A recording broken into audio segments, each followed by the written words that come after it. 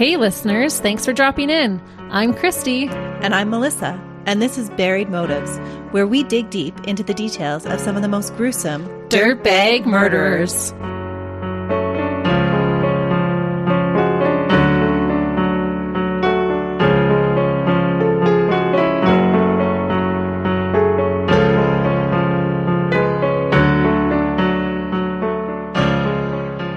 Hey listeners. Welcome back to Buried Motives. We are glad you're here with us this week. We are always so happy when you choose to spend some time with us.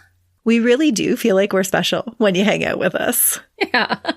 And we know that some of you have been spending some time with us right from the start. And if you have been, when we can, we do try to give updates on some of the cases that we've covered. And Melissa actually has an update on one of the cases that we covered not that long ago.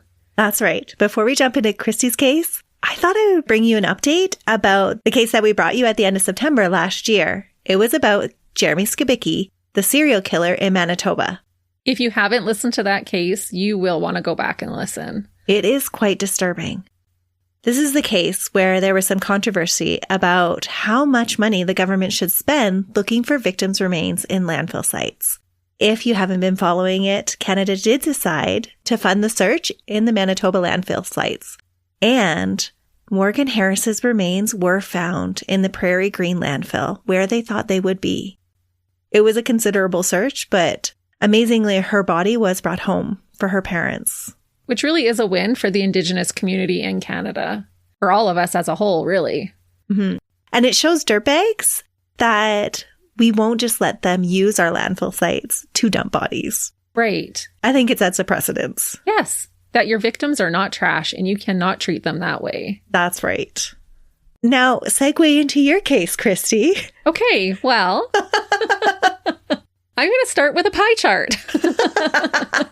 We're taking a complete 180. If you look at a murder pie chart, and yes, I've looked at one, the slice of murders committed by a woman is diet size. However, if I include today's episode, 60% of the cases that I have covered so far this year have been about female dirtbags. I didn't plan it that way, it just happened that way. Those are the dirtbags that interest her. I don't know, the women have been speaking to me this year, I guess. Is that just this year? Just this year. Oh, interesting. Because we haven't done that many cases quite yet. We're just in March. But I was like, wow, I have covered a lot of women, but I still really wanted to cover this one. If I had to describe today's dirtbag in one phrase, I would say she was a quote-unquote hot mess. If I ever hear a guy say that his ex was quote-unquote crazy, I tend to raise an eyebrow. But if someone said that about this lady, I really wouldn't argue. She really was disturbed? She definitely was. We're going to talk about it, but there was actually a lot of debate as to in what ways she was disturbed, what her diagnoses are. Okay. So I'm actually really curious to find out what you think about it. This dirtbag was a nurse. Originally, I was looking for an Angel of Mercy type of killer to cover, meaning a nurse or doctor who ends their patients' lives. Although she was a nurse, she did not kill to put people out of their misery. Instead, she was addicted to good old retail therapy. She would ultimately kill for monetary gain when she needed to get her shop on. What? Yes. This woman is terrifying. As I said, we will briefly get into her psychological diagnoses, but I don't honestly believe that they got it completely right. I think there is way more at play with her than even meets the eye. You have piqued my interest. I think you will be interested in this one. Regardless of differing opinions about her mental stability, I do think that everyone listening today will agree that she is a dirtbag. And P.S., if you have an Angel of Mercy case that you'd like one of us to cover in the future, or any other specific case, send us a request via messages through our social media platforms or send us an email. It has been a while since we've done a listener request, and I think we're due to do one soon. Oh, I have one coming up. You do? Picked one out. Yes. Oh, that's amazing. Because remember, Melissa and I don't tell each other what cases we're doing. So that's awesome. One of you will be getting your listener request fulfilled soon. And if you have sent one in, know that we do make note of them all, and hopefully we'll get to it one day if we're able to dig up enough dirt on the dirtbag. Okay, let's get into it. Dana Sue Gray was born as Dana Armbrust on December 6, 1957, in sunny Pasadena. Pasadena is a city in California, northeast of downtown Los Angeles. I called it sunny Pasadena because the city gets around 300 days of sunny weather each year. Oh, that would be amazing. Right? I'd love it. Dana's mother was the beautiful Beverly Arnett. Beverly was a beauty queen and worked as an MGM starlet. I couldn't find any acting work that Beverly did, but she definitely did do some modeling. Maybe it came with her job, but Beverly was described as being quite vain. Dana's father was a man named Russell Armbrust. He worked as a hairdresser, so honestly, it would seem like they would be a match made in heaven. If I was a vain beauty queen, what would be better than having a hairstylist for a hubby? That would be pretty awesome, actually. Wouldn't it? It would. Your hair would always look fantastic. And for a daughter, you would always have amazing hair and the best makeup if those were your parents. Yes. And if you could borrow your mom's clothes, you'd be set. Oh. Although it sounds like the perfect match, the Armbrusts were not without their own trials in life. Beverly was Russell's fourth wife. Ooh. That was my reaction, too. That's not judging. No. Just, wow. He loves a lot. Not many make it to 4 wives. Yeah. So I guess we could just say that he has been what we could call unlucky in love. Or very lucky. That's true. Some can't even find one, let alone 4. When Beverly and Russell began trying for a family, it proved challenging. And sadly, Beverly had multiple miscarriages before their miracle baby, Dana, was finally born.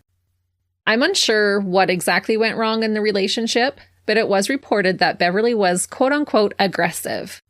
Russell reached the end of his rope with Beverly when she got upset and physically attacked an older lady. Oh, not even aggressive just towards him.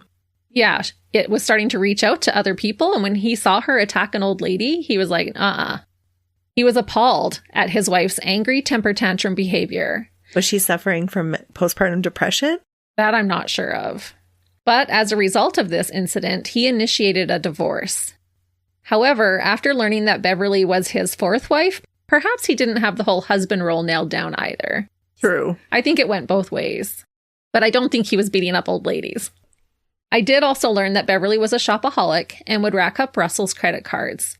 This is not okay, but I do chuckle when a man wants a beauty queen for a wife, but then gets upset that she might be a little bit higher maintenance than the average woman. But Beverly did end up maxing out his cards. This is interesting that the mother was a shopaholic and now the daughter is going to be a shopaholic too. Yes. A learned behavior of retail therapy? Probably. I think she takes after her mom a lot more than we realize, and you'll kind of see that develop as we talk about the case. Okay. Regardless, though, of the reasons, Beverly and Russell split when Dana was just 2 years old. During the majority of Dana's formative years, after this point in time, Russell was not really in the picture. I will note, though, that it sounded like it was Dana who refused to see her father most of the time. So I'm unsure if Beverly was making Russell out to be a villain, or if he just wasn't really putting in any effort. Either scenario is not a good one. No, and it's sad. So as you might expect, having a temperamental mother and a father she only saw occasionally, Dana began acting out for attention. As she entered school, her behavior only escalated. So even when she was really little, it started. Dana would fight with her mom, her classmates, and her eventual step-siblings. When Dana was angry with her mom, she would take revenge on her. She would steal her money to go buy treats, and even one time took a pair of scissors and cut a hole in one of her mother's dresses. She knew what to do to hurt her the most. Steal her money and wreck her clothes. Yes. If you were a beauty queen who was a little vain, that would probably do the trick. Beverly would try to discipline Dana, but nothing seemed to work. I honestly think her mental health issues were already emerging at this point in time. If Dana got mad at her half or step siblings, she would pee on their beds. What? Yes. Okay, that's not typical. No, that's why I'm saying I think it was starting right in childhood. How did she even come up with that idea? Just wanting to get revenge. So I'm going to urinate on you? On your bed, so you'd have to sleep on my pee. That's pretty good revenge, really. That's disgusting. It is. But this is how intense it was right as a child for her. Does she have poor impulse control? Yeah, definitely. Yeah. Sounds like it. Mm-hmm. And I do have to apologize. I wasn't able to find any concrete information on how many half or step siblings she had, but it sounded like she had some on both sides and didn't get along really with any of them. But there was multiple of them. At school, Dana didn't really try to learn or get along with the other children. She did not do well academically, not because she had a low IQ, but because she didn't apply herself. Dana would skip school when she could. She actually got quite good at forging notes to excuse herself from classes. As a child, Dana did exhibit cruelty to animals. She and one of her neighbors somehow constructed a catapult and would load cats into the contraption and eject them into the air, making them land in swimming pools. Oh my goodness. Yeah, that's what I mean. If someone was like, yeah, my ex was crazy, you might be like, was that Dana Sue Gray? Because if so, I might agree. All joking aside, she obviously was going through some things at this time. And do you think she was doing this for attention? I think she was doing this for fun. She actually enjoyed it. I think so. Was she getting in trouble afterwards? Her mom would try to discipline her, but it didn't seem like anything would really stick. Dana just kept doing whatever Dana wanted to do. But she would get attention for it. Oh, absolutely. Okay, it wasn't like she was hiding it. No, she wanted the attention, I think. I think that's why a lot of this behavior happened. Sadly, as it often happens in children who seem to be trying to fill an inner void, Dana became sexually active at the young age of 12, and once she started, that became a very regular part of her life.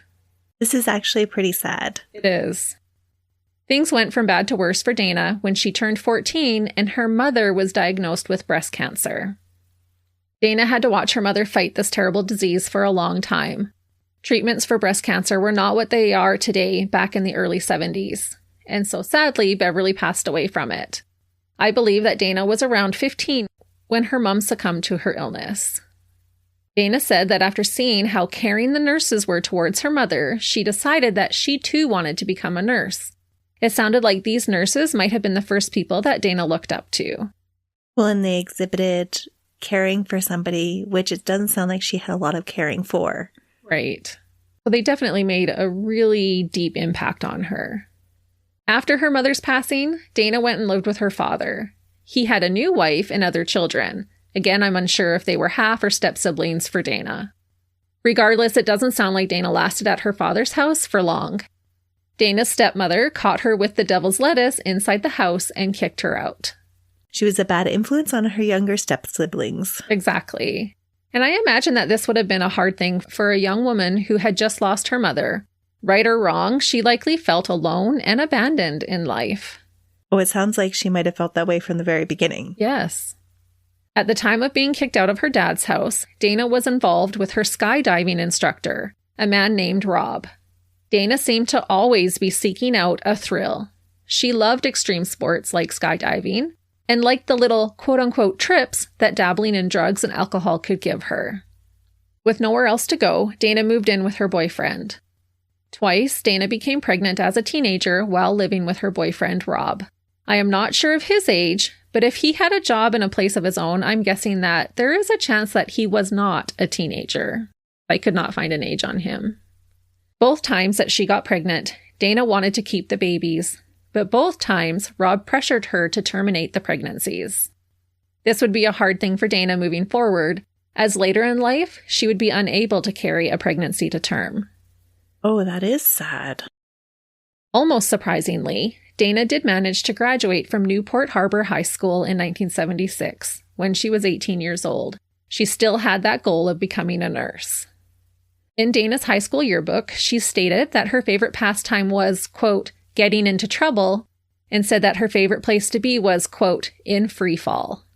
She was an adrenaline junkie, but we could take that to mean so many things. Yeah.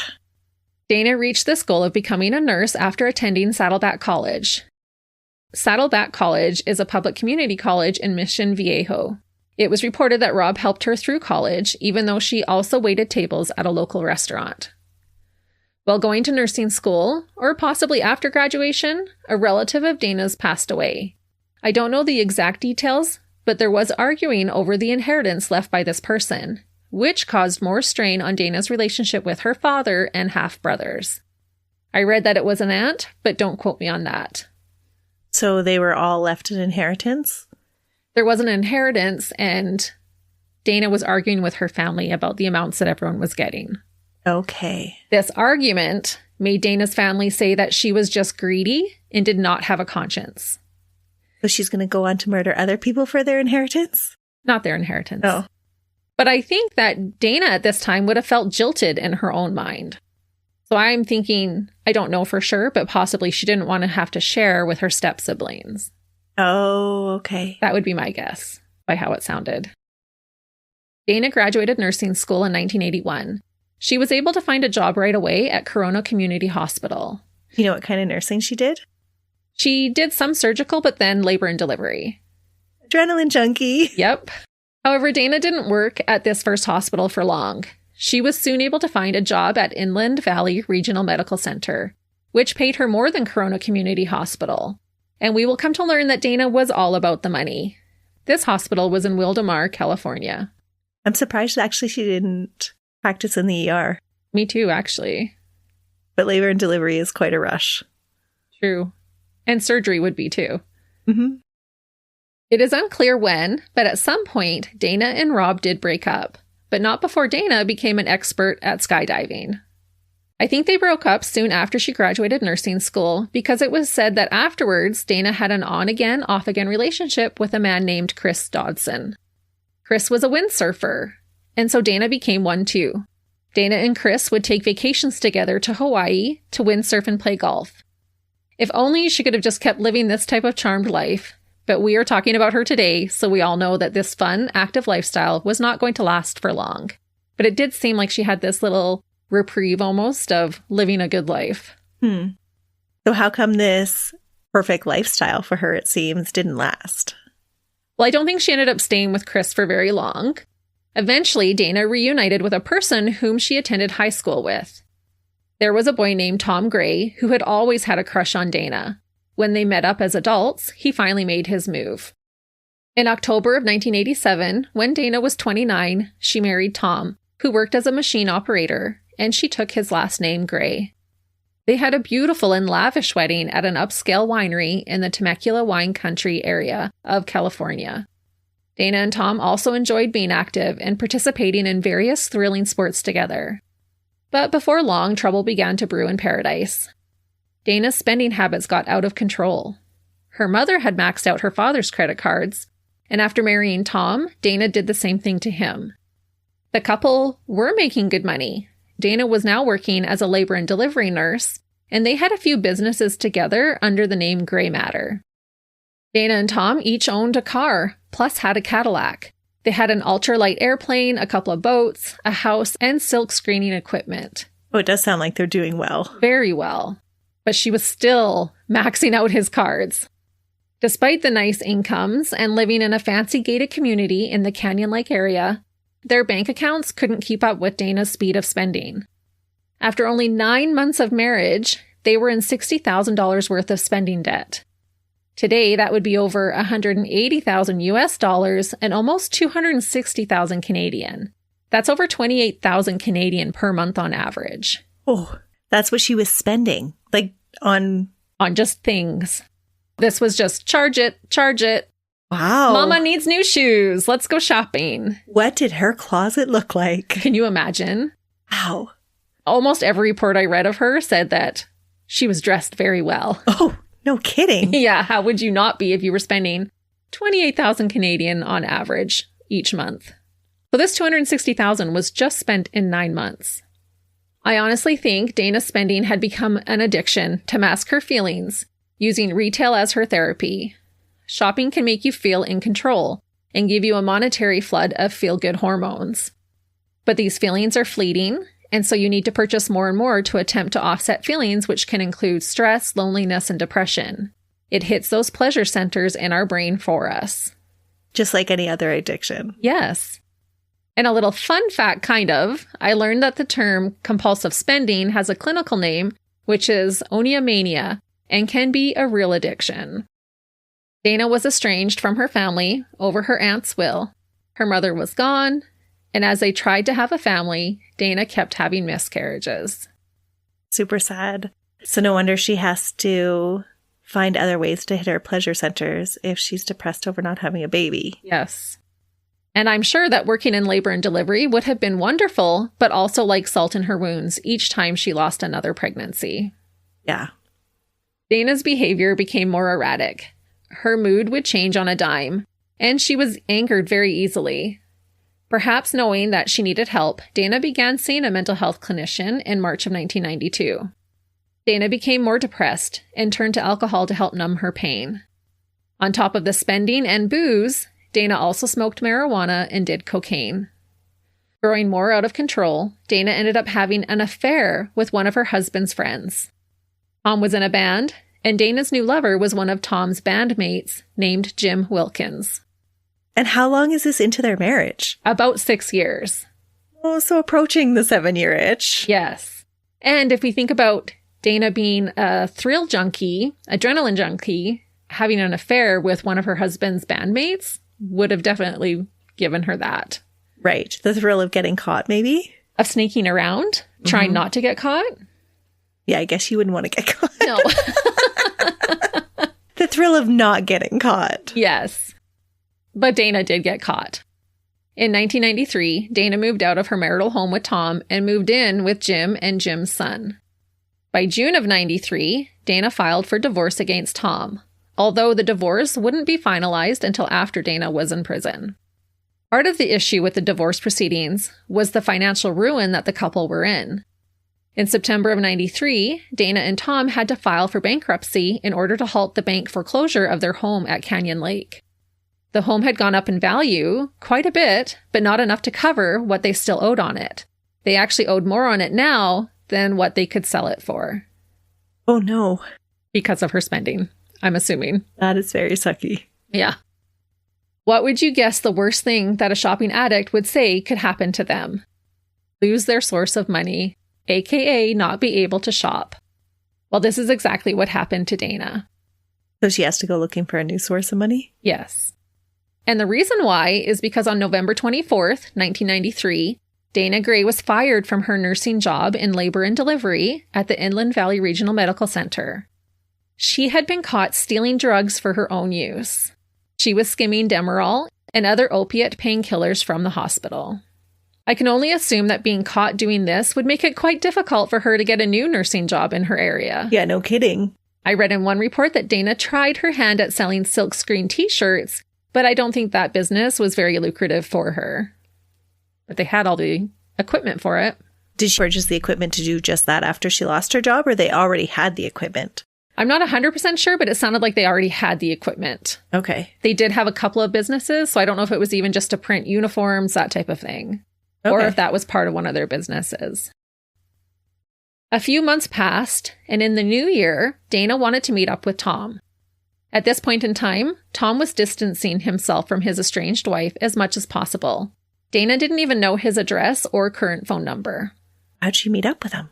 Well, using Valentine's Day as a ruse, Dana reached out to her in-laws, Tom's parents, to ask them to contact Tom and tell him that she wanted to see him on February 14th.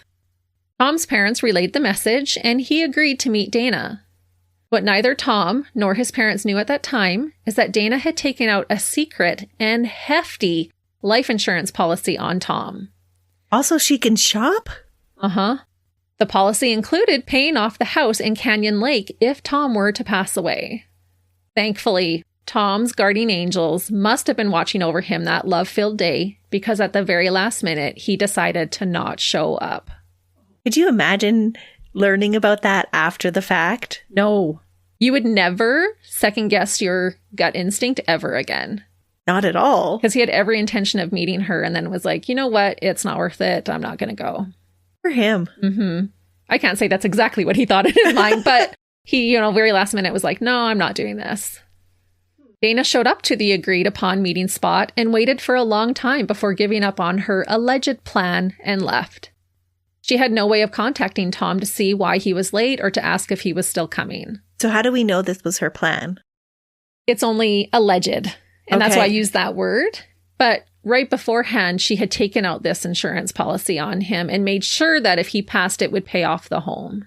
Right. And she was very concerned about losing the home. And then all of a sudden wanted to meet up with him. Okay, so this is a theory. Yes.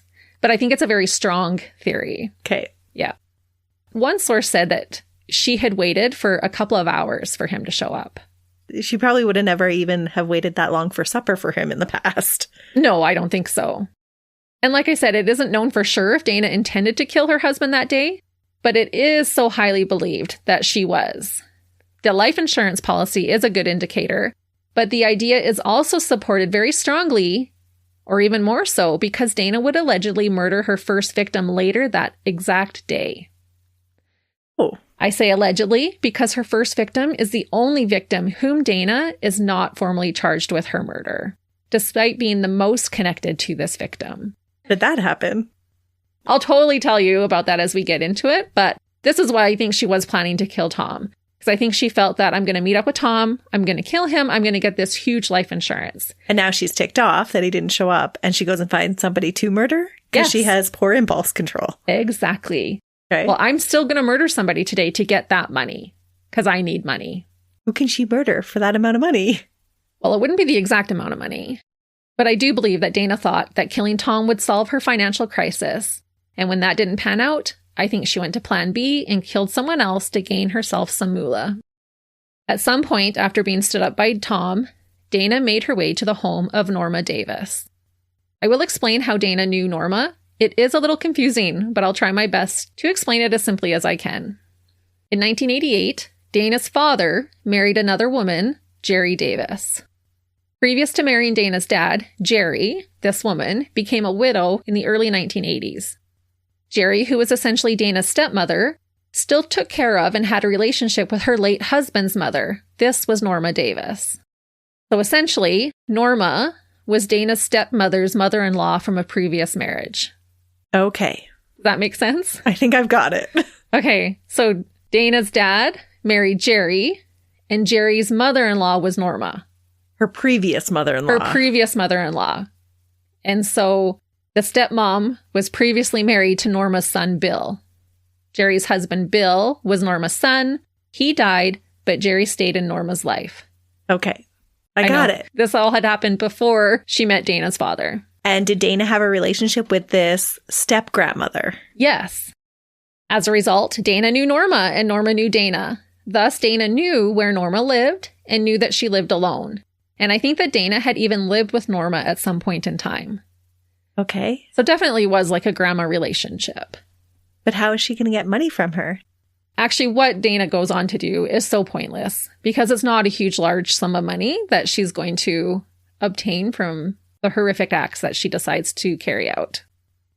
Norma was 86 years old and lived in a condo in the gated community of Canyon Lake. It is believed that Dana knocked on Norma's door and was let in. Soon after being alone with Norma, Dana ripped the phone's cord out of the wall and strangled Norma with it. She used so much force that Norma was nearly decapitated from the cord. What? Yes. She also used 2 different knives to stab Norma 11 times in total. This is a lot of anger. Yeah, very rage-filled. Dana then grabbed Norma's credit cards and fled the scene. Her credit cards? They're just going to get shut off. Uh-huh. 2 days later, the body of Norma Davis was discovered by one of her neighbors. This neighbor, Alice, was Norma's best friend. She was worried about Norma and thought that perhaps she had fallen when she didn't see her stirring. When Alice came to Norma's condo on Continental Drive, there was no answer when she first knocked on the door. Alice listened but couldn't hear anything. Alice knocked again, and this time the door pushed open. It wasn't completely latched. This was odd to Alice. She knew that her friend always locked her door. Alice called out for Norma, but no answer. Alice went up the stairs and found her friend sitting in a chair in her den. It appeared like she was sleeping. She had a brown Afghan on her feet. As Alice approached her friend, she saw 2 wooden-handled knives sticking out from Norma's body, a fillet knife in her chest and a utility knife in her neck. Norma had 1 broken fingernail, and the Afghan that was at her feet had blood on it. Other than the broken fingernail, Norma didn't have any other defensive wounds on her body. At 86, she was no match for a physically fit 36-year-old dirtbag. Actually shocking. Yes. How much violence she inflicted. And we're going to talk about why that is so shocking as we get closer to the end of the case. It becomes a big discussion. But how horrific for Alice to find her best friend that way. Okay, but Dana's now going to go spend some money on the credit cards. How does she not get caught right away? Because it wasn't the same as it is now. Oh. We're in the 90s now, but it still wasn't as easy as today. To track somebody's credit card charges? This would have been like just at the beginning of the internet. So it wasn't like today where you could just easily track where your spending is happening with your credit card. Okay. But it was during the time that you would have had to sign. Oh, probably. But she was really good at forging things. Oh, that's right. You did say that. Yep.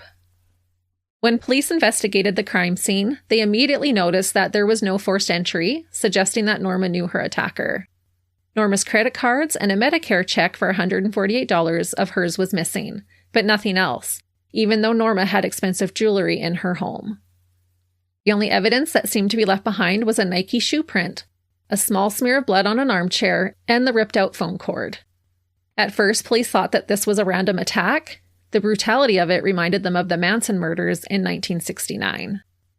Norma had last been seen across the street at a local hardware store. She was getting keys made, and police worried that perhaps someone had followed her home.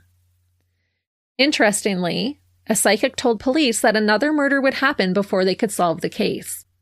It would actually take 2 more murders and 1 attempted murder before Dana would be caught. All of this would take place within 1 month of Norma's murder.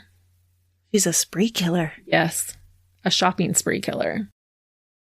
Police were questioning everyone in the area, but would come to realize that they were possibly dealing with a serial killer when another body turned up in a similar fashion around 2 weeks later.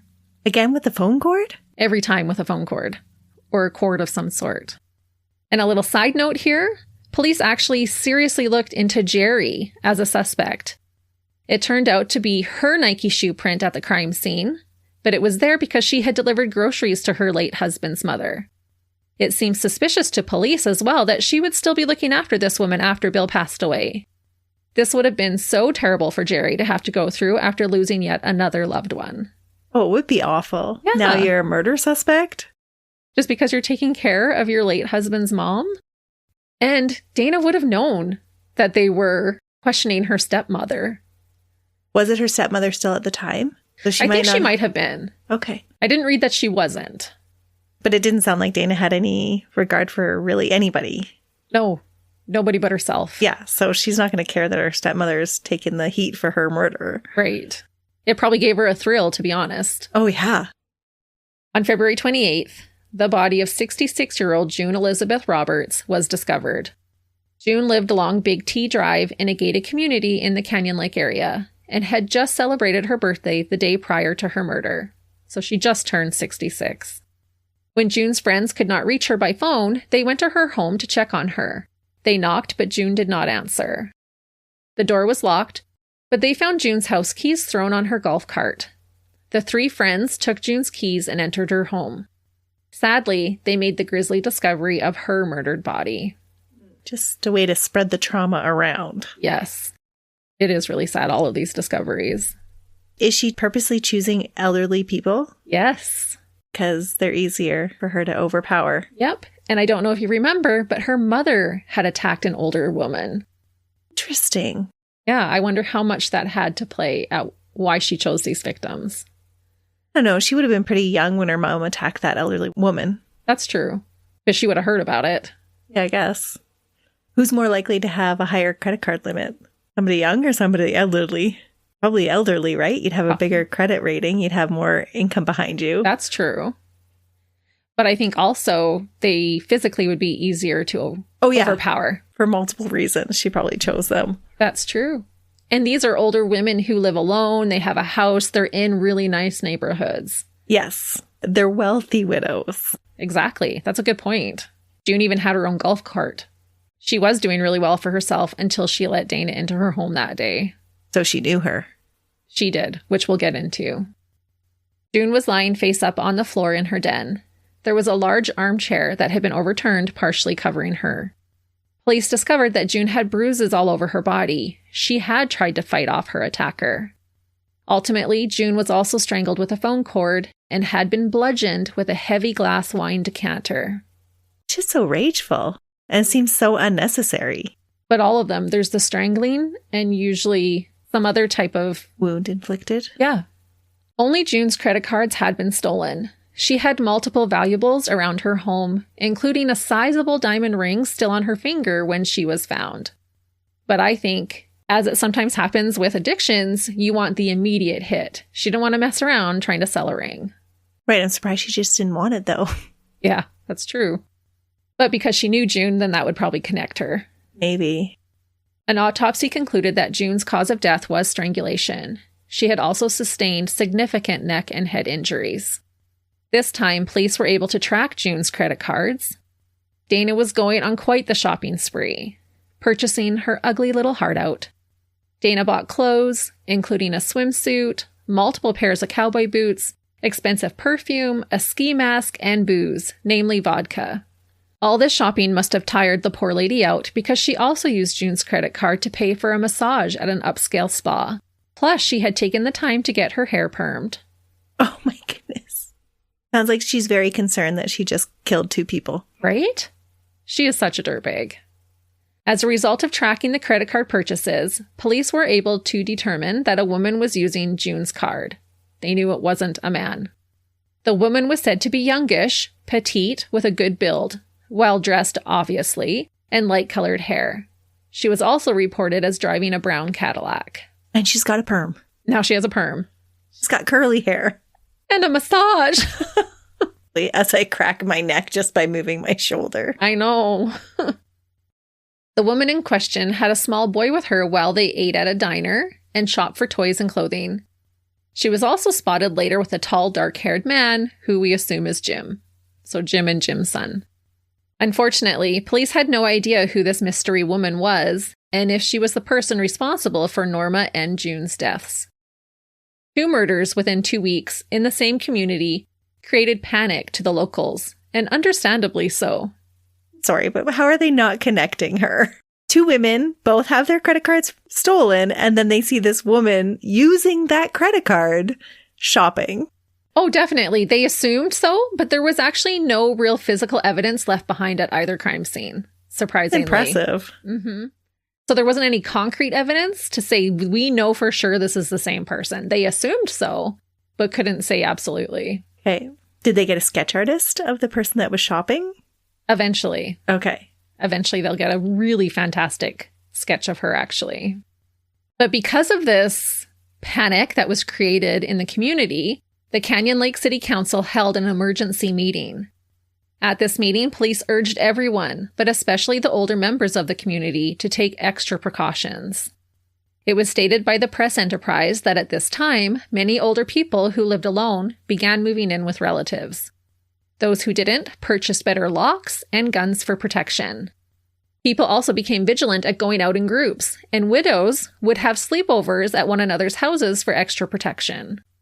Many people thought that whoever was doing this had to be part of a cult that practiced some sort of ritual sacrifice. What? Just because of the brutality of it. Okay. And they knew it wasn't a robbery really gone bad, because all these other things were left. But the credit cards are gone. Yes, but that's the only thing. But they would have diamonds and different things sitting out that were not taken. Okay. So if robbery was your main motive, then you would assume that that stuff would be taken. Right. Police set up extra patrols in the neighborhood. Everyone was on high alert. By the brutality of the murders, police knew that the dirtbag they were looking for was full of rage and could have possibly known their victims since it appeared that they were let in willingly. 10 days after June's murder, Dana would strike again, but this time her victim would survive. Were police at this time telling the public that they thought it was a woman and not to let a woman into your doors? Because that would almost give her an advantage. Because most women would assume, or most people would assume, that somebody that is this violent and this rageful is going to be a man. Right, because typically it is a man. So you would be less leery of a woman knocking on your door than you would be of a man. For sure. Unless the police were saying, hey, this is a woman. And at this point in time, I don't know, to be honest, that they were telling everyone that it was a woman. Because they didn't even know if this woman was working alone. Was it a man doing these murders and then she was shopping with the cards? They didn't know 100% because she was seen with a tall, dark man. So they could have been in cahoots together. Right. They really didn't know. Okay. I always find it interesting what information gets released to the public and what doesn't. I couldn't find any public reports of what was actually released. But they did, thankfully, hold that meeting. After this attempted murder is when they will find out more about Dana. Just 10 days after savagely taking June's life, Dana attacked an unsuspecting woman at an antique store. On March 10th, Dana entered a local antique shop. She noticed that the store clerk was working all by herself. This clerk was Dorinda Williams. Dana told Dorinda that she was looking for a photo frame for a picture of her deceased mother. Dana attacked Dorinda by strangling her with her bare hands and then with a yellow nylon rope. Thinking she had killed Dorinda, Dana grabbed all of the cash from the register as well as cash from Dorinda's purse and then fled the scene. Thankfully, Dorinda survived this horrific attack, and thankfully, she had managed to get a really good look at Dana. Dorinda was able to work with a composite sketch artist, which provided police with a super accurate sketch of Dana. It honestly looked just like her, which I think is so amazing. It really is such an art. It is pretty fabulous. It is. And I hope this artist got a raise afterwards. That's what Rick does that designed our merch. Right. Yeah. Shout out to you again, Rick. We still love our merch. But it would be really hard to take what someone is saying verbally and actually put that onto paper physically. I think it's amazing. And I did want to just note that Dorinda later passed away in 2003 at a hospital in Sun City. She was a homemaker for 50 years. She lived a good life. From what I could tell, she had 4 sons, 4 daughters, 18 grandchildren, and 3 great-grandchildren at the time of her passing when she was 66 years old. So Dorinda would have been around 57 when she was attacked. And this attack, I don't know if it was necessarily premeditated or if she just walked in and thought, okay, she's a bit older than me. She asked her actually, oh, are you all by yourself? And Dorinda was like, yeah, I'm by myself today. And then I think she just took it as an opportunity. But she obviously underestimated her. Yes. Thankfully, she survived. Less than a week after the attack on Dorinda, on March 16th, Dana struck for the final time. Dora Beebe was 87 years old and lived alone. She had been widowed years earlier, but some reports suggested that she did now have a long-term boyfriend. March 16th was a significant date for Dora and her adult daughter, Julia Whitcomb. In 1979, 15 years prior to the exact date, Dora's husband, Ernest, who was a World War I veteran, passed away after battling with cancer. Even 15 years later, March 16th was still a hard day for Dora and Julia. Knowing that her mom would be struggling that day, Julia tried to call her to check how she was doing. Julia thought it was weird when her mom didn't answer.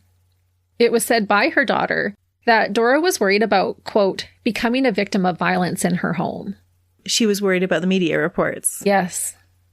On the day of her murder, Dora was supposed to meet with a male friend, and I think that was her boyfriend. This male friend had spoken with Dora earlier in the day, and nothing seemed out of the ordinary. The two were supposed to meet up, but Dora never showed up. Concerned, this male friend went to Dora's home to check on her. Dora's door to her house was unlocked, which was unusual for her. Most people were being extra vigilant in the area. The likelihood of Dora not locking her door was slim, especially since she was worried about a killer on the loose. Yeah, that doesn't match up at all. No. As this man entered Dora's home in Sun City and started to search for her, he spotted her lifeless body on a gold carpet on the bathroom floor. Dora was covered in blood and had clearly sustained a vicious beating. She was in a fetal position. It looked like she was trying to protect herself. Inside the sink was a bloodied clothes iron. Dora had been hit with this iron so viciously that the iron was dented. What? Yes. That is hard to wrap your head around. It is. Blood-stained analysis suggested that Dora had been hit with the iron from multiple different positions, including while lying on the bathroom floor. So while she was incapacitated? Yeah, basically. I think at the end, Dana had got her onto the floor and she was in that fetal position just trying to protect herself. She knew she couldn't fight back. The attack started somewhere else in the home, and then Dana drugged Dora into the bathroom and finished killing her there.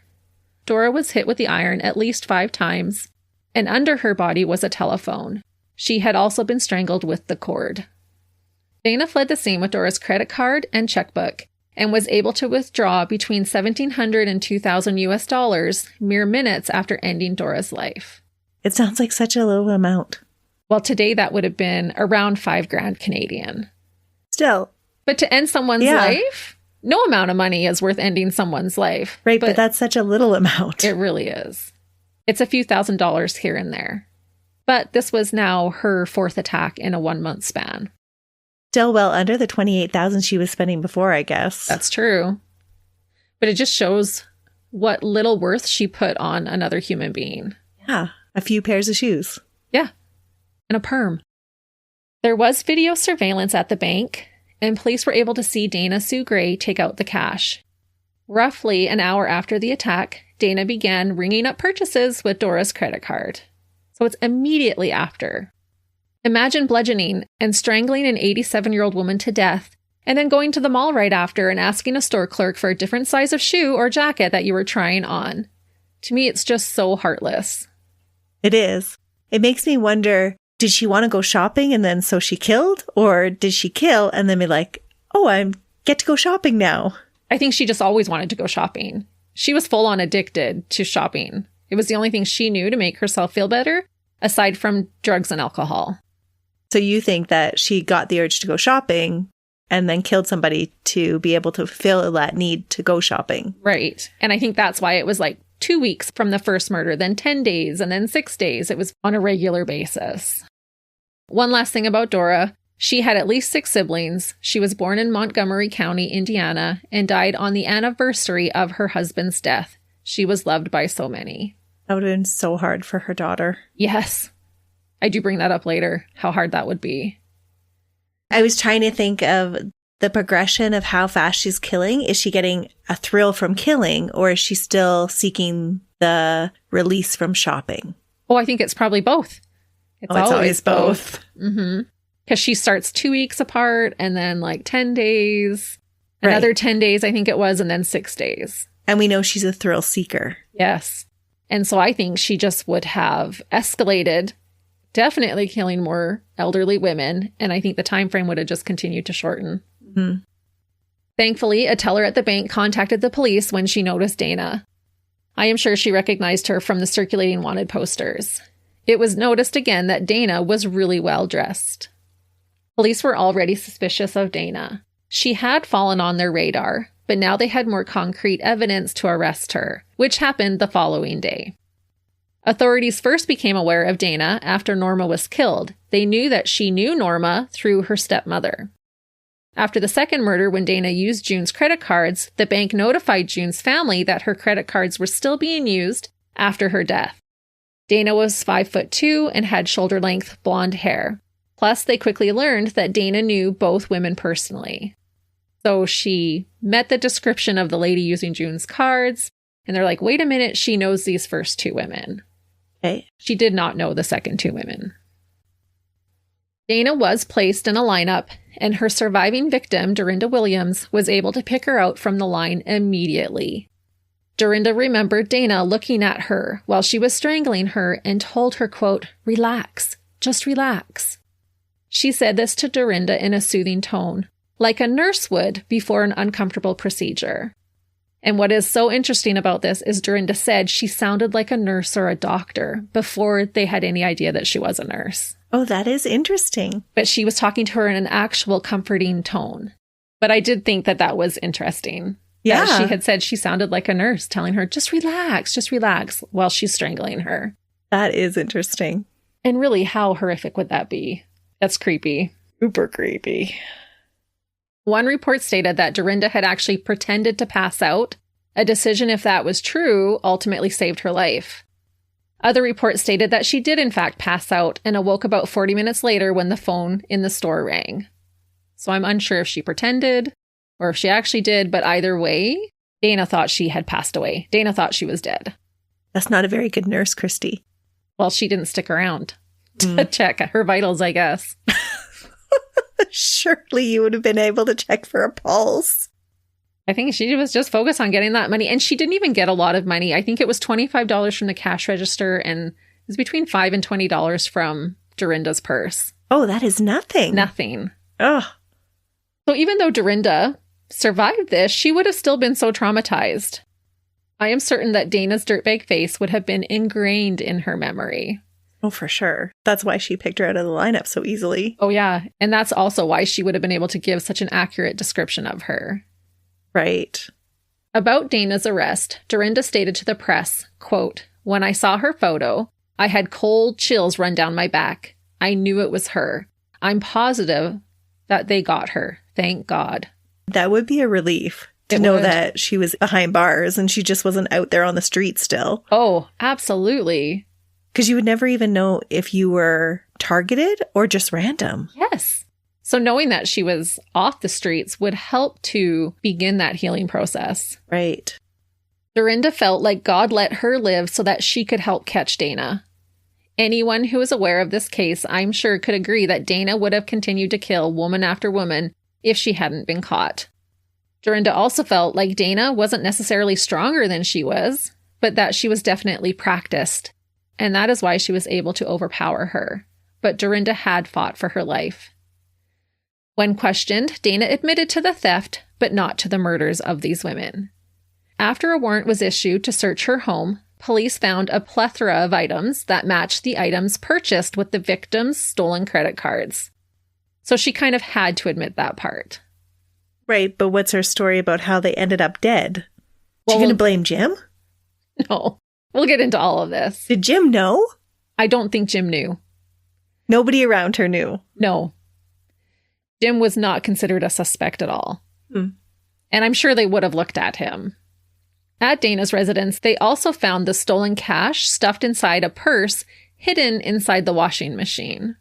And maybe that was so Jim wouldn't find it. I don't know. I thought it was such a small amount of cash. Why even bother hiding it? Well, with the one victim, she took out what would have been more like $5,000 in cash. Oh, okay. So that she just put it in a purse and set the purse inside the washing machine. And she knew Jim wouldn't look in the washing machine. I know. I'm sorry. I'm sorry. That's cheeky of me to say, but I'm guessing that's why she put it in there. She just hadn't had time to spend it yet. Right. And that was the money that she withdrew using the checkbook. Yes. Okay. Which also the bank teller was like, hey, she looks like this person you're looking for. Right. Dana somehow had managed to avoid leaving behind very much forensic evidence at the crime scenes. When first arrested, Dana agreed to be questioned without a lawyer present. So police recorded the interrogation just to cover all their bases. Dana told officers about how she was depressed and how hard life had been. Dana admitted to knowing June and to using her credit cards. She said that June used to tell her that she was praying for Dana.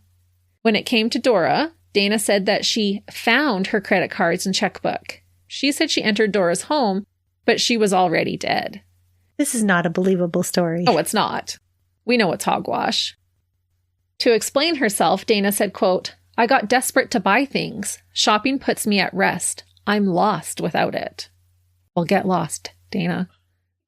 Officers had heard enough to be able to book and detain Dana. They held her without bail at the Riverside County Jail. It was said that Dana was difficult to deal with throughout her judicial processes. She would complain about her lawyer and even had the audacity to ask her father to sell Norma's house to help pay for a better attorney for her. She wanted the sale of Norma's house, a woman who she knew and brutally murdered, to help get her out of jail. That is brazen. Right? That's why I'm assuming they're still married. Yes, that makes sense. Dad, can you guys sell Norma's house and help me get a better lawyer? So I can get off of Norma's murder charges? Right. Oh my goodness. She really doesn't appreciate emotional connection, does she? Doesn't seem like it. For her to not recognize that that would be a hard no. Right. And maybe it's not so much the connection, but maybe the social awareness of that's really inappropriate. Right. Yeah. There were differing character witnesses when it came to Dana. Some stated that she was a good neighbor and a great nurse. Others stated that she could be volatile and socially isolating. Dana's half-brother admitted that Dana didn't have an easy time growing up, but even then, she would steal. But he was shocked that she had escalated to murder. Dana's boyfriend Jim said that she was really good to his son. He said he couldn't explain why she would do something like this. So he had no idea. Was she really good to his son because she was buying him things? Well, I think she would take him with her when she'd go out. She was a caregiver to him. She treated him kindly. So she had the ability to form relationships. Right. And she had that caregiver instinct. She was a good nurse. She's quite puzzling. Yeah. About 3 weeks after her arrest on April 8th, Dana pleaded not guilty to murder charges. She said her contact with the victims was just coincidental. The district attorney was pushing for Dana to get the death penalty if convicted. She was only the third female in that area to have that punishment requested upon conviction. Dana acted like she was the victim in this situation. She would write letters asking people to help her and to judge her with their hearts. To which I say, funny that you ask people to be led with their hearts when you murdered 3 elderly women in cold blood in a heartless manner. Yeah, really. Nice try. Police were fairly certain that Dana killed all 3 women and attacked a 4th. However, they didn't feel like they had enough evidence to convict her of Norma Davis's murder, despite the personal connection and despite having eyewitnesses that placed her near Norma's home on the day of her murder. I think because there was no connection to her using the credit cards or anything like that after. I don't know for sure, and there was no forensic evidence left there. They decided to go forward with prosecuting Dana for the murders of June Roberts and Dora Beebe. On March 10th, 1995, 6 days shy of being a year after her last murder, Dana surprised the county by entering into an insanity plea at the Superior Court of Riverside, California. It is believed that she just wanted to avoid the gas chamber. So she had said, I'm not guilty, and then, well, actually, I did murder them, but I was insane at the time. Okay. Dana's defense claimed that at the time, Dana was under an immense amount of stress. She was going through a divorce, she lost her home, she was in a huge amount of debt, and had experienced her 4th miscarriage. They argued that after a year, she was no longer in the same dissociated state. So now she's all better. Yes. She just had that little bit of a whoopsies. Okay. Psychiatrist Michael Kanai said that Dana had been stressed and depressed during the murders. She dissociated and therefore could not remember many details. She dissociated for a whole month. Right. That is a long time to dissociate for. Agreed. No? Yes. Usually it's like brief periods. Right. So are they saying she had multiple episodes of this?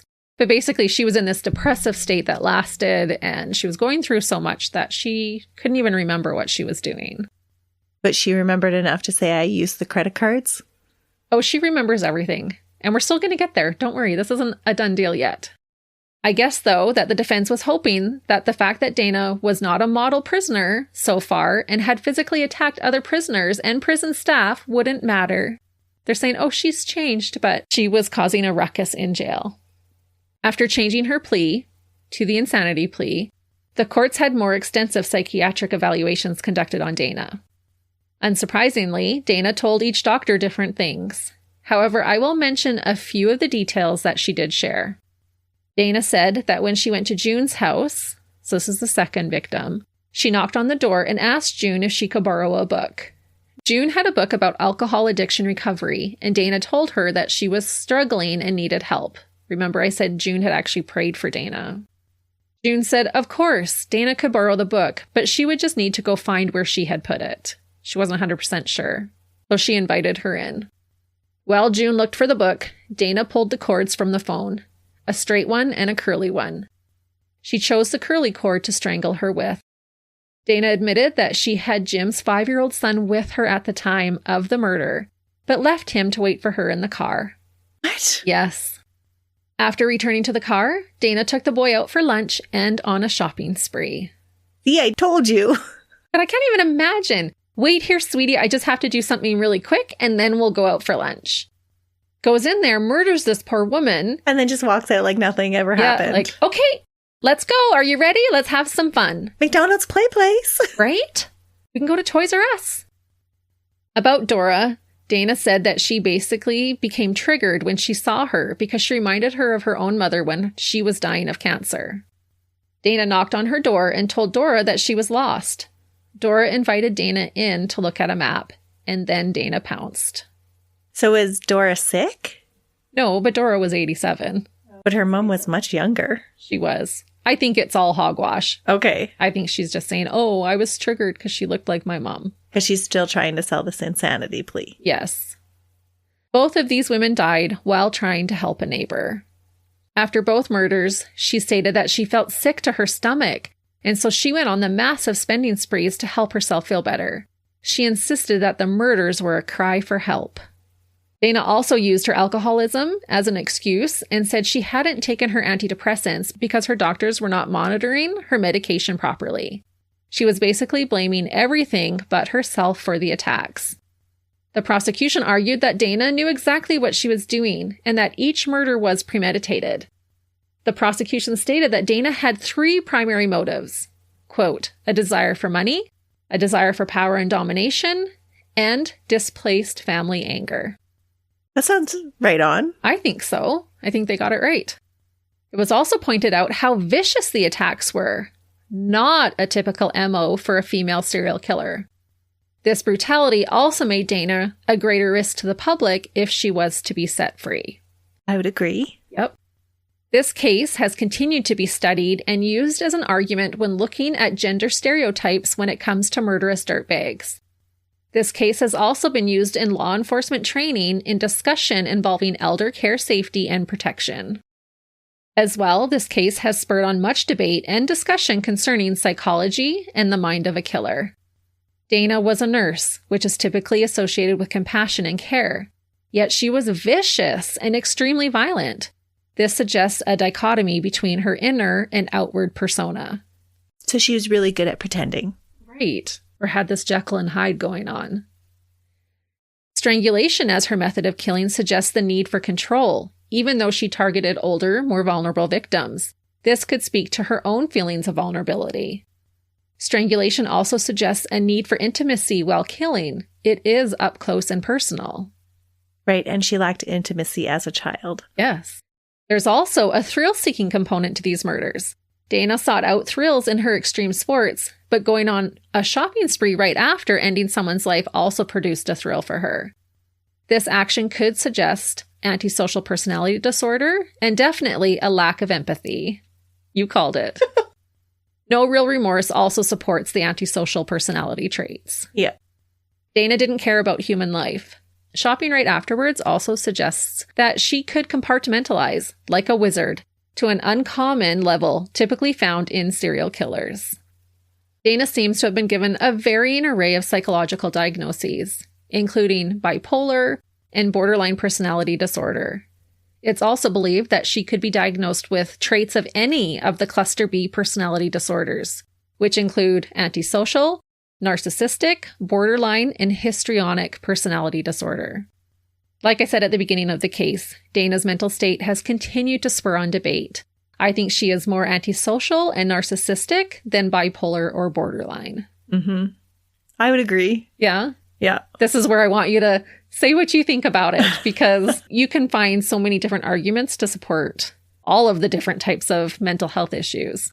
Right. But with borderline, usually they can form attachments just fine. It's just they have trouble keeping relationships because of their outburst. Right. But it sounds like she doesn't show any remorse whatsoever. No. And she doesn't even grasp the normal social awareness of what would be acceptable. I agree. But listeners, let us know what you think, if you have a different idea of what you think was going on. After another couple of years, on September 9th, 1998, Dana surprised everyone again. She entered a plea deal and gave up on the insanity plea. She admitted to robbing and murdering June and Dora, as well as to attempting to murder Dorinda. She would not admit to killing Norma, though. My guess is to save face with her family. But come on, girl, we know. Everyone knows. And don't you think her family would appreciate her being honest more so than, oh yeah, I just didn't do it, and not knowing what happened to their loved one? Right. How gullible do you think that they are? Yes, I did this to all these other women, but Norma, who died in the exact same way, no, I didn't do that. And thinking that they're going to be gullible enough to believe her. Yeah, she lacks an understanding of social norms. Definitely. And other people's feelings. Yes. In this plea deal, the death penalty would be taken off the table. I think that's what she was most concerned about. And Dana would not be able to be tried for Norma's death to make sure that could not happen. So she totally was guilty. Definitely. Because if she wasn't guilty, she wouldn't be worried about being tried for it then. Yeah. It also stated that Dana would receive life in prison without the option of making any appeals. Oh, that is interesting that she agreed to that. Yes. Some family members of the victims were not happy about this plea deal. They felt like Dana should be put to death. That being said, the courts felt like sparing the family the details of a lengthy trial would be better, and the judge agreed to the deal. It was said that taking this case to trial would be a quote-unquote roll of the dice, so making sure she was locked up for life was a good thing. Again, they didn't really have concrete evidence. Because there wasn't a lot of physical evidence. Right. And just because she was shopping with their credit cards didn't necessarily prove that she was the one to murder them. Right, beyond a reasonable doubt. Exactly. That is a tricky part about the justice system. Yeah, so they're basically saying, we know she killed these women, and we know we don't need Norma's conviction to put her away for life. But if we go to trial, who knows what a jury will think. Mm-hmm. Finally, on October 16th, 1988, Dana was sentenced to life in prison without the possibility of parole, plus an additional 11 years for attempted murder and robbery. This was over 4.5 years since the murders, and just 2 months shy of Dana's 41st birthday. Dana admitted guilt to the murders, but it was said that she didn't really seem remorseful. After her sentencing, Dana stated, quote, "My life and my career had been focused on healing. It had strayed so far from that goal. It was so out of character. I'm sorry, and I know that these words will never be enough. I will live with this the rest of my life." It's about her. It's about her. She also continued to say that it was the doctors and the alcohol's fault, and that she wasn't really aware of what she was doing. The judge wasn't buying the BS that Dana was selling. Judge Mayer said, quote, "It's hard to find words to describe the atrocity in this case. The crimes were horrendous, callous, and despicable." He also later said that he felt a lack of sincerity on her part. Dana was sent to the California Institution for Women to live out her sentence. I believe she is currently at CCWF, Central California Women's Facility, which is the second largest female correctional facility in the United States. It houses the worst women in the state and is said to be the toughest women's prison in California. Wonder how she's faring without all of her fancy clothes. I do have some updates on her. From what I could gather, Dana still isn't a model prisoner. She has managed to continue to be a dirtbag. Despite her plea, she tries to file appeals, yet still doesn't exhibit any real remorse for her actions. Dana has participated in a few rehabilitation programs, but perhaps to just make an appeal look good. She is said to stick to herself most of the time. Although she is quote-unquote quiet in prison, it sounds like she has made quite the quote-unquote noise on the internet. Oh. I don't know how, but this weasel has managed to make money, because that's what she loves, by selling things to people online. What is she selling? Well, for $250 US, some creep purchased a signed pair of Dana's underwear. No. Yes. Were they worn, used underwear? I don't know. They were signed is all I know. For $65, she sold a tracing of her hand and a t-shirt that Dana wore in prison that she decorated by drawing a blue butterfly sitting on a skeleton's hand. I'm going to insert a PSA, which means public service announcement. If you are currently trying to, or have in the past purchased Dana's ratty underwear or anything else from this woman, please stop. Just stop. That is disturbing. Yes. Shame on you if you want her underwear. Ew. And it's just feeding that need for her to be making money and that thrill. Right, so she can purchase more things. Right. She's hitting up the canteen all the time now. Yes. Ugh. The other thing that Dana has attempted to or has actually sold from prison is her art. Creepy clown art. Oh, no. Is that how you found this case? No. But to that I say, no, thank you, ma'am. I looked at it. It is creepy clown art. Well, anything with a clown is creepy to you. That is true. But I think it's meant to be creepy. Oh. Ugh. Gives me chills just thinking about it. That'd be the worst thing ever. Someone gave me a creepy clown that Dana Sue Gray had painted. I know what your Christmas present is going to Better not be. No, I couldn't support her, but... No. And it would not last. I would literally throw away your gift in front of you. Unsurprisingly, Dana believes that she is rehabilitated and rumor has it that she is working on a degree in sociology. She thinks she can help people on both sides of the bars. Dana has said that she is like a mother figure to a lot of her fellow prisoners, and a lot of them have told her that she is like the mother that they wished they had had. To her, this proves that people can change and that there is a human part of her, a part that she wants others to be able to see. She says she is focusing on fighting for the rights of female prisoners. She thinks that women prisoners, especially those who are serving life without parole, are not treated as fairly as their male counterparts when it comes to the chance for positive change and rehabilitation. So this is interesting about her personality, that she's caring now. And all the other times I'm like, no, she doesn't have any emotions. She doesn't understand emotions. But yet now she's exhibiting these caring personalities like she did when she was a nurse. Yep. She said to The Independent in an interview, quote, "Most women are taught to just sit down, shut up, do what they're told. That's why we don't fight back. That's why we're an easy population to manipulate. But it's time that changed." To that I question, was it time to protect a woman's right when you murdered 3 of them and attempted to kill a 4th? Yeah. Dana followed up these statements by saying, quote, "I don't want to talk about my crimes because this isn't the Dana show. Victims do not have to be continually traumatized and looking over their shoulders. How can we make a way for victims to be heard, and how can we help them heal? Is there a path for restorative justice with high notoriety cases? The victims and their families can be triggered by hearing it all over again. There's no need for that. The victim should feel safe." That seems very high and mighty for her to be talking about since she caused the victims. I wrote in brackets, "Wow, Dana." I think it's just because that would probably be uncomfortable for her to talk about. I don't want to talk about all of that, but I'm going to talk about helping the women in prison. But it almost also sounds so rehearsed. Yes. Like it's not her words. And I'm not going to talk about the terrible things that I did because I want to help the victims. I'm doing it for them, not for me. I don't know. I don't know how sincere she is with all of this. I don't know what kind of work she's doing behind bars, but understandably, I'm a little skeptical. Yeah, and I can see what you mean by she is a dichotomy. Totally. Mm-hmm. Before ending, Dana also said about her victims' loved ones, quote, "If they want to come and cuss me out and tell me I'm a horrible person for what I did and for what they think I am, I invite them to because it's cathartic for them. I want them to know that I have changed. People change. I want them to know I feel it." She also said, quote, "30 years later, I feel it, and I'm sorry." That I say, well, there you have it, folks. And that is the case of a ghastly woman who preyed on the most vulnerable, the selfish, violent, and greedy dirtbag, Dana Sue Gray. Puke. Right? Yes.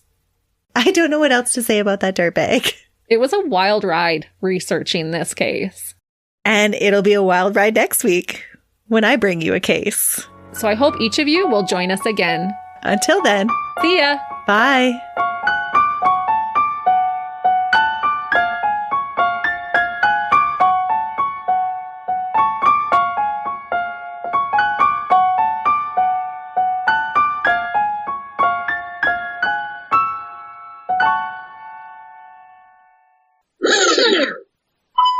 Yeah, so let's see if this works. Okay.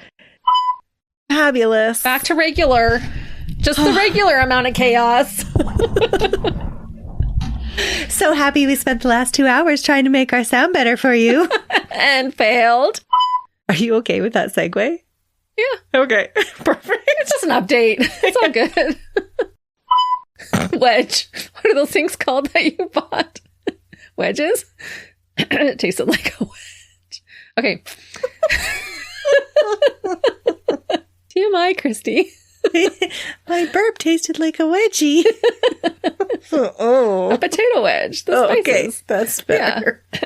A wedgie. Ew, not that kind of wedge. Don't worry, I'm gonna tell you. Who do you think I am? Does she know she's in her will? No, it has nothing to do with inheritance. Okay. Yeah. You asked that earlier, remember? Oh, I got a yawn. We yawn, which means I'm gonna yawn when I listen to this later. But how cute is a sleepover? Right? I still love a sleepover. Do nurses have a certain voice?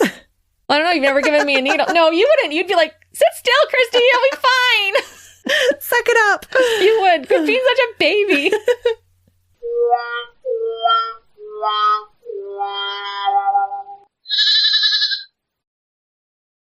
Another Sound Off Media Company podcast.